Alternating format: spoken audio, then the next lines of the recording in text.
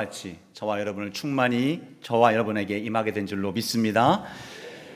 사람과 사람 사이의 어떤 관계는 매우 중요합니다. 이 관계를 귀하게 이어가기 위해서는 서로 각각의 존재에 대한 명확한 이해를 하고 그 둘 간의 관계가 어떻게 정립이 되어야 되는지에 대한 부분들을 명확히 할 때에 가능합니다. 만약에 이러한 관계가 거짓일 경우 또는 인위적이었을 경우, 내가 지금까지 그렇게 알고 있었던 그 사람이 그런 사람이 아니었을 경우, 우리에게는 그 모든 관계가 틀어지게 될 것이고 큰 충격에 휩싸일 수밖에 없는 상황에 이르게 됩니다. 그래서 그 사람에 대한, 그 존재에 대한, 대상에 대한 이해를 명확히 하는 것, 그리고 그 관계를 바르게 설정하는 것은 매우 중요한 일입니다. 그리고 그것으로 인해서 우리의 마음에 또한 우리의 행동에 있어서 그 관계에 합당한 행동들을 행하게 되는 것입니다. 우리는 지난주에 말씀 가운데에서 중요한 것 하나를 말씀했습니다. 자기 정체성에 대한 명확한 이해를 해야 된다는 겁니다. 나는 하나님의 자녀요 거룩한 백성이라는 사실, 하나님이 언제나 우리와 함께 하셔서 나와 동행하는 삶을 살아가는 하나님의 진정한 자녀가 되었다는 사실을 우리가 고백할 수 있어야 된다는 것입니다. 우리가 그러한 고백을, 나의 정체성에 대해서 바르게 이해하고 하나님과의 관계를 바르게 이루어갈 수 있기 위해서는 우리는 하나님에 대한 바른 이해와 인식이 매우 중요합니다. 하나님은 어떤 분이시고 우리 구주 예수 그리스도는 나에게 어떤 분이신지를 분명히 알아야 되는 겁니다. 주님과 내가 그래서 어떠한 관계가 이루어졌고 그 관계를 형성할 때 어떠한 결과가 나오는지를 우리가 알고 그것을 믿는 고백 가운데 있을 때에 그 믿음이 참된 믿음이 되고, 그 고백이 우리의 삶의 정체성이 되고, 그것이 결국 우리가 하나님의 은혜를 누리며 살아갈 수 있는 그러한 은혜의 통로가 되는 것입니다. 어느 날 예수님께서 제자들에게 질문을 하십니다. 사람들이 나를 누구라 하느냐라고 물으시죠. 사람들의 인식 속에서 예수님이 과연 어떤 분으로 이해되고 있는지를 물어보는 질문입니다. 제자들은 예수님의 질문을 받고 사람들이 생각하는 그 일반적인 견해를 소개해 드립니다. 오늘 말씀 14절 말씀에 그렇게 얘기를 하죠. 이르되 더러는 세례 요한, 더러는 엘리야, 어떤 이는 예레미야나 선지자 중에 하나라 하더이다. 대답을 들으신 예수님은 또다시 제자들에게 질문을 하십니다. 사실 이 두 번째 질문이 예수님이 정말로 하시고 싶었던 질문이에요. 15절 말씀에 보니까 이르시되 너희는 나를 누구라 하느냐. 너희는 나를 누구라 하느냐. 여러분, 이 질문이 이 아침 오늘 주님 앞에 나온 여러분들에게 주시는 하나님의 질문입니다. 여러분은 예수님을 누구라고 고백하고 계십니까? 여러분은 누구라고 고백하십니까? 제가 여쭤보겠습니다. 누구라고 고백하십니까, 여러분? 예. 지혜로우신 분들이 계십니다. 예. 오늘 장로님 기도하시는 중에 오늘 기도 설교할 내용들을 다 기도하셨기 때문에 그 가운데 담겨져 있다고 생각하는데, 너는 나를 누구라 생각하느냐? 너가 지금 이 아침에 주님 앞에 나와 예배하고 있는데 무엇이라고 고백하며 무슨 이유로 내 앞에 나와서 이렇게 예배하고 있느냐? 무슨 고백을 따라 나왔느냐라고 물어보시는 겁니다. 예수님의 이 질문, 두 가지 의도를 볼 수가 있습니다. 하나는 예수님은 누구신지, 예수님의 본질은 무엇인지, 예수님이 왜 이 땅에 오셨는지, 이것을 분명하게 알게 하시기 위한 목적인 것입니다. 예수님의 공생애가 시작되면서 세 가지 사역을 중심으로 예수님이 사역했다라고 성경 마태복음 4장 23절에서는 소개하고 있습니다. 두루 다니시면서 가르치시고 천국 복음을 전파하시고 모든 병과 약한 것을 고쳐주셨다 그랬어요. 하나님의 말씀을 가르쳐 주시고 천국의 진리를 전파해 주시고 병든 자를 고쳐주시고 귀신 들린 자의 귀신을 내어 쫓아주십니다. 굶주린 자들에게 먹을 것을 공급해 주시고 심지어는 죽었던 사람도 살려주셨어요. 사람들은 이러한 예수님을 보고 큰 충격에 빠졌습니다. 한 번도 들어본 적이 없었던 하나님의 하늘의 음성이 들려오는 거예요. 거기에는 영적인 권위와 권능이 있었습니다. 일어나라 명하니 평생 걸어보지 못했던 사람이 일어나 걷기 시작합니다. 보지 못했던 사람이 눈이 열립니다. 말하지 못했던 사람이 말을 하게 되죠. 풍랑이 있는 그 바다 한가운데에서 잠잠하라 명하였더니 그 바닷물이 순간 잠잠해집니다. 사람들 마음속에 갈등이 일어납니다. 과연 이분이 누구실까? 성자인가? 아니면 그가 말하는 것처럼 정말 하나님의 아들인가? 분명한 것은 자신들과는 전혀 다른 보통 사람은 결코 아니었다는 사실을 그들은 확실히 알았습니다. 그럼에도 불구하고 그들은 하나님의 아들이라는 사실을 인정하는 것에는 매우 어렵게 여기고 있었습니다. 그런 분위기에서 사람들의 시각을 세 가지로 정리해서 예수님께 제자들이 말하고 있는 거예요. 하나는 세례 요한이다 그러면서 예수님이 외치는 그 메시지가 광야에서 천국을 외쳤던 세례 요한의 메시지와 유사했던 겁니다. 정치와 기득권들의 눈치를 보지 않았습니다.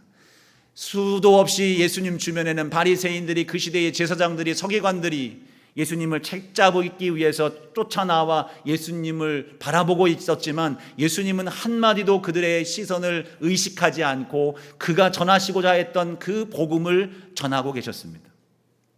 그 말씀 그대로를 전하실 때에 그 속에서 사람들은 자유함을 얻게 됩니다. 그 속에서 하나님 나라를 경험하게 되는 거예요. 그 속에서 치유함의 은혜를 경험하게 되는 겁니다. 어떤 사람들은 엘리야라고 했습니다. 기적을 행하는 선지자를 우리는 엘리야, 그 대명사와 같은 사람이 엘리야였습니다. 엘리야가 하나님께 기도했을 때에 하늘문이 닫혀서 3년 반의 시간 동안 비가 오지 않았습니다. 하나님 앞에 간절히 기도했더니 그 문이 열려서 3년 반 동안 가뭄이었던 그 땅에 비가 내리기 시작했던 거예요. 우상의 선지자들 앞에 서서 하나님 앞에 간절히 기도했을 때에 그가 물을 뿌리며 쌓아놨던 제단에 하늘로부터 불이 임하여서 그 모든 재물을 태우는 역사도 임했었습니다. 놀라운 기적의 선지자였어요. 이스라엘 백성들에게는 엘리야는 하나의 영웅과 같은 존재였습니다. 그 엘리야가 다시 부활한 것이다 라고 사람들은 생각했다라는 것입니다. 어떤 사람들은 예레미야라고 생각했습니다. 예레미야는 탄식과 눈물의 선지자였어요. 가슴을 찢으면서 민족을 사랑했던 선지자였습니다. 예수님은 예루살렘을 바라보시면서 눈물을 흘리셨고 목장 없는 양과 같이 유린당한 그러한 수많은 백성들이 예수님께 찾아 나올 때에 그 한 사람 한 사람을 바라보시면서 불쌍히 여김으로 민망히 여기셨고 눈물을 흘리셨다고 성경은 기록되고 있습니다. 수시로 죄인들과 함께 하셨습니다. 그들의 삶에 참여해 주셨고 그들을 품어 안으시는 예수님의 삶의 모습을 보니 그는 틀림없이 예레미야 같다라고 이야기를 했던 겁니다. 새 유형의 선지자로 예수님을 이해하고 있는 겁니다. 근데 이것은 예수님의 본질을 다 보지 못하고 있는 거예요. 불같은 메시지를 전하시는 분, 기적을 베푸시는 하나님, 그 기적을 베푸시는 분, 또 애통과 눈물로서 사람들을 품어 안으시는 그분을 예수님으로 이해한 그것은 매우 부분적이고 불완전한 이해였던 것입니다. 지금의 이 세상도 그렇게 이해를 하죠. 세상의 예수님에 대한 이해는 어떻습니까? 예수님은 훌륭한 선생님이다. 예수님은 성자다라고 이렇게 얘기를 합니다. 여러분은 어떻습니까? 여러분이 예수님을 대할 때에 예수님을 어떻게 고백합니까? 이미 아까 다 고백을 하셔서 더 물어볼 필요가 없겠습니다만 때로는 좀 더 내 기도에 응답해 주시고 지금 내게 복을 내려주시는 분, 내 삶을 평안하게 해주시고 내 삶의 가치를 조금 더 행복하게 나를 이끌어 주시는 분, 그러한 분으로 예수님을 이해하고 있는 것은 아닙니까? 물론 그것도 믿음의 일면이긴 하지만 믿음의 본질은 결코 아닙니다. 예수님이 백성들의 생각을 전하는 제자들에게 구체적으로 물으신 또 하나의 이유가 있습니다. 그것은 예수님을 향한 자기 자신의 고백의 중요성을 가르치기 위함입니다. 다른 사람들 말고 너희는 누구라고 생각하느냐? 세상은 그렇게 생각하고 있는데 너는 누구라고 생각하느냐? 이쪽 사람들, 믿음의 사람들, 다른 불주들은 이렇게 생각하고 있는데 너는 어떻게 나를 고백하고 있느냐라고 하는 것을 물으시는 겁니다. 말씀드린 것처럼 예수님의 본질이 무엇인지를 예수님은 알려주시기 위함과 동시에 저와 여러분 한 사람 한 사람의 고백을 주님께서 듣기 위하여 이 질문을 오늘 우리에게 주시고 계시는 겁니다. 예수님은 이미 사람들의 마음을 다 아시죠. 지금 오늘 예배당을 들어오시면서, 물론 예배당을 들어오시는 순간만 보셨겠습니까? 여러분들과 동행하시는 주님께서는 여러분들의 표정만 봐도, 또 여러분 아무런 표현을 하지 않아도 여러분의 중심을 주님은 다 아시는 겁니다. 굳이 물어보시지 않아도 될 것입니다. 눈빛만 봐도, 행동만 봐도, 그 모습만 비춰봐도 무엇인지를 다 알고 있지만, 그러나 주님께서는 그 대답을 들으심으로 말미암아 우리의 생각을 바꿔놓으시기를 원하시는 거예요. 여러분, 주님께서 이 시간 여러분들에게 주님은 너희는 나를 누구라 생각하느냐라고 하는 질문 앞에 여러분 한번 마음속으로 깊이 고백할 수 있기를 바랍니다. 너는 나를 누구라 하느냐? 여러분, 이때에 베드로가 대답을 합니다. 주는 그리스도시요 살아계신 하나님의 아들이십니다.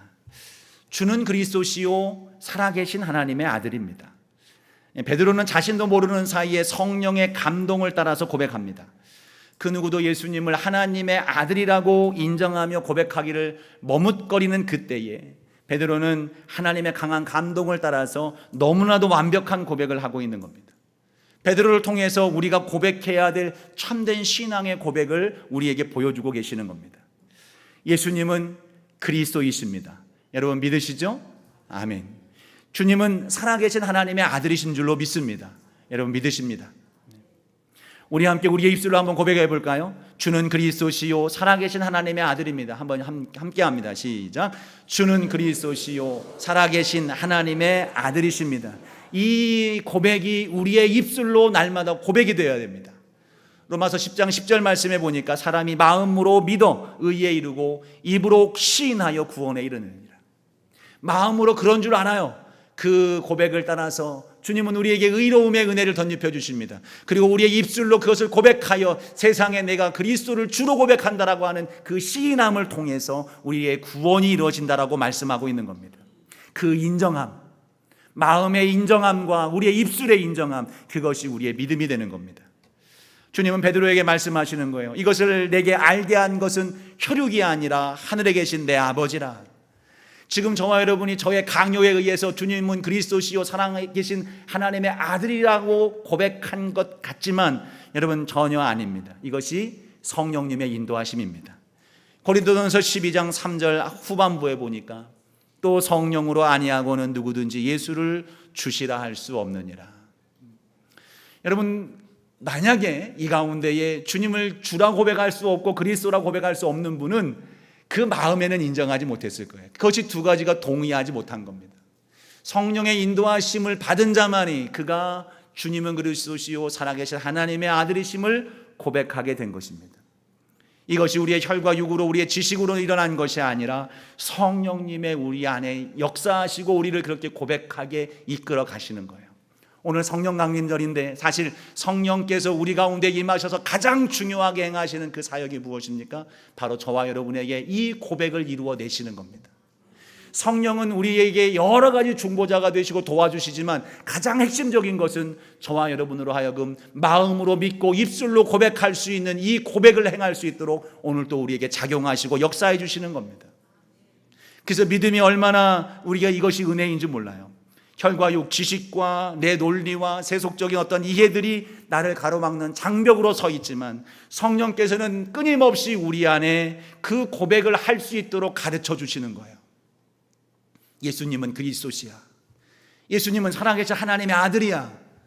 간혹가다 나는 도대체 이해가 되지 않습니다라고 이야기하시는 분들이 계십니다. 그럼에도 그분들 마음속에 하나님은 끊임없이 감동을 주십니다. 주는 그리스도시다. 주님은 살아계신 하나님의 아들이다. 여러분 우리가 믿지 않고자 해서 안 믿고 믿을 수 없어서 못 믿는 것이 아니라 내 안에서 울려 퍼지는 성령의 감동에 순종하고 대답하지 않기 때문에 우리가 이 고백을 할 수가 없는 거예요. 혹여 이 고백을 아직까지 여러분 할 수 없었던 분이 계시다면 여러분 안에 계시는 성령님의 감동을 따라 여러분 입술로 고백할 수 있기를 주의 이름으로 축복합니다. 주님은 그리스도시요 살아계신 하나님의 아들입니다. 아멘. 그렇습니다. 주님은 그리스도시요 살아계신 하나님의 아들입니다. 이것이 우리를 살리는 복음이 되는 것입니다. 그리스도는 무슨 의미입니까? 기름 부음을 받았다는 의미예요. 유대인들이 그토록 기다리던 메시아입니다. 히브리어로는 메시아고 헬라어로는 그리스도입니다. 하나님은 기름 부어 쓰시는 주님의 사역자를 세 부류로 세웠습니다. 기름 부어서 쓰시는 사역자죠. 왕, 제사장, 그리고 선지자. 그들을 세울 때에는 반드시 기름을 부었습니다. 그래서 기름 부음 받은 자라고 하는 이 그리스도라고 하는 의미 안에는 왕, 제사장, 선지자의 의미를 함께 포함하고 있는 겁니다. 그러므로 그리스도라고 하는 고백 속에는 왕, 제사장, 선지자의 고백을 함께 담고 있는 거예요. 선지자로서의 역할을 하십니다. 예수님은 하나님께로 우리를 인도해 가시는 거예요. 우리의 죄를 깨닫게 하시고 죄로부터 돌이켜 하나님을 향하는 삶, 아니 하나님 안에 거하는 삶으로 우리를 이끌어 가시는 거예요. 이것이 선지자가 감당하는 사명입니다. 제사장은 어떤 존재입니까? 제사장은 백성의 죄를 품고 함께 중보하며 하나님께 나아가는 중보자의 사명입니다. 선지자는 하나님의 위치에 서서 백성들을 향하여 하나님께로 돌아설 것을 외치는 자이고, 제사장은 죄인의 편에 서서 하나님을 향하여 긍휼을 구하며 그 죄인을 가슴에 품고 주님께로 나아가는 자가 제사장인 거예요. 예수님은 우리의 대제사장 되셨다고 그랬습니다. 주님은 우리의 약함을 아시는 분이에요. 히브리서 4장에도 보면 우리의 연약함을 불쌍히 여기시는 분이라고 말씀하고 있습니다. 우리의 죄지음을 책망하지 아니하시고 오히려 우리에게 긍휼히 여겨주시면서 우리의 죄를 용서하시겠다 하시며 우리를 주의 품으로 부르시는 주님이십니다. 상처받은 우리를 품어 안으시고 주님께 중보하시면서 하나님 안에서 강하고 확실한 자의 삶을 살아갈 수 있도록 우리를 붙들어 주시는 중보자로서 주님은 우리와 함께 하시는 것입니다. 우리의 눈물과 한숨을 아시고 우리를 어루만져 주시고 위로해 주시고 격려해 주시는 주님이신 거예요. 또한 왕으로서의 사명입니다. 주님이 나의 왕 되심을 고백하는 거예요. 주님이 나의 목자가 되심을 고백하는 겁니다. 우리가 예수님을 그리스도로 고백하며 나의 왕, 나의 하나님으로 고백하는 순간 우리의 인생의 무게는 주님께로 넘어가는 거예요. 주님께서 맡아주시고 주님께서 책임져 주시고 주님이 보호해 주시고 주님의 삶이 우리를 인도해 주시는 은혜를 더해 주시는 것입니다. 그로 인해서 우리는 아무것도 염려하지 아니하고 두려워하지 아니하며 오직 주님이 주시는 평강 가운데에 내 잔이 넘치나이다 노래했던 다윗처럼 그 풍성하신 은혜를 기뻐하는 삶을 살게 되는 것입니다. 그리스도는 이 땅에 우리를 하나님께로 부르시는 분이에요. 하나님께로 나와라. 그 죄의 자리에 머물러 있지 말고 주님을 향하여 삶의 방향을 돌이켜라. 그리고 내게로 나오면 내가 너희들을 용서해 주겠다.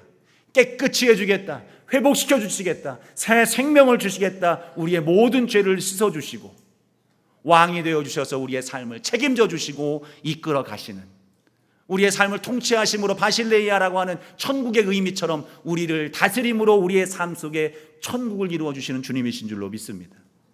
이것이 주님은 그리스도요라고 하는 우리의 고백 속에 담겨져 있는 신앙의 내용들인 거예요.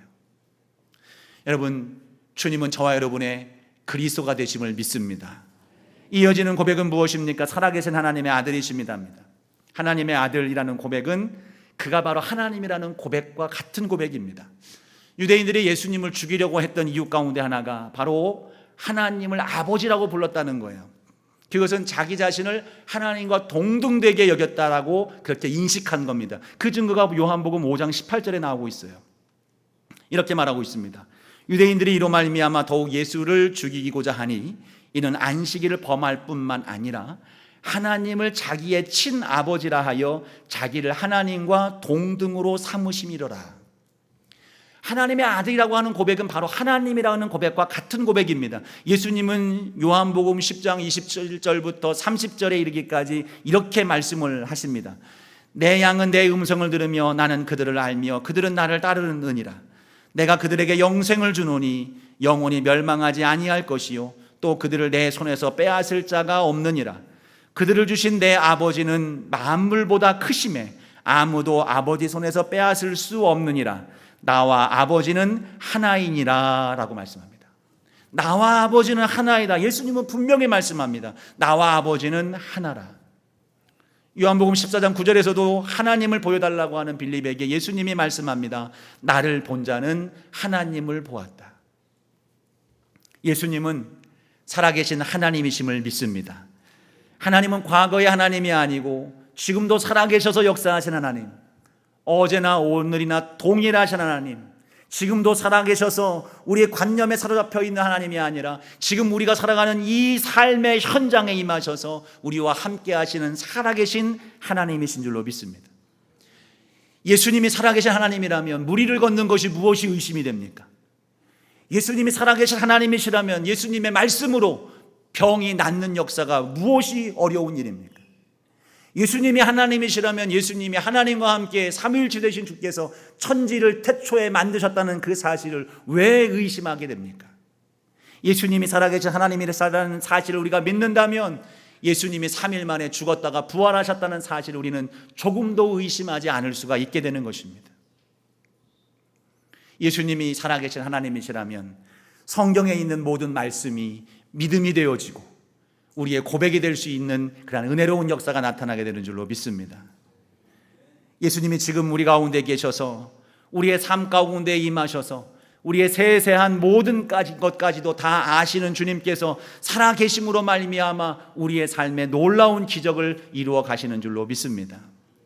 그런데요, 빌립보서 2장 6절 말씀에 보니까 예수님은 근본 하나님과 본체시라고 말씀하시면서 예수님은 하나님과 동등됨을 취할 것으로 여기지 않으셨다고 말씀하셨습니다. 7절 말씀을 보니 자기를 비워 종의 형체로 사람같이 되셨다. 인간의 몸을 입고 성육신하여 이 땅에 내려오신 하나님의 아들이라고 성경은 우리에게 소개해주고 있습니다. 앞선 선지자들은 하나님의 말씀과 예언을 통해서 백성들을 하나님 앞으로 이끌어가는 역할들까지는 했습니다. 그런데 예수님은 사람들을 하나님 앞으로 이끌어가도록 돕는 자가 아니라 바로 사람들에게 임하신 하나님이시라는 것입니다. 사람들이 나오도록 기다리거나 그들에게 정말로 촉구하는 것이 아니라 친히 낮은 자리에 임하신 하나님으로서 우리에게 찾아오신 것입니다. 우리를 만나주셨고 우리의 하나님이 되어 주신 것입니다. 예수님이 이 땅에서 대접받고 존경받고 영광을 받으시기 위해서 이 땅에 오셨겠습니까? 아닙니다. 예수님은 오늘 본문에서는 읽지 않았습니다만 바로 이어지는 21절 말씀에 보니까 그 신앙의 고백 후에 이렇게 말씀을 합니다. 이때로부터 예수 그리스도께서 자기가 예루살렘에 올라가 장로들과 대제사장들과 서기관들에게 많은 고난을 받고 죽임을 당하고 제3일에 살아나야 할 것을 제자들에게 비로소 나타내시니, 예수님은 백성을 섬기러 오신 겁니다.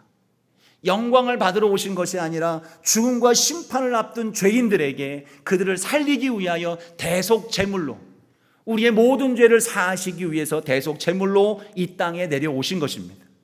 하나님과의 깨진 관계를 회복시키시고 잃어버린 천국을 우리에게 다시 허락하시기 위해서 화목 제물로 이 땅에 내려오신 것입니다.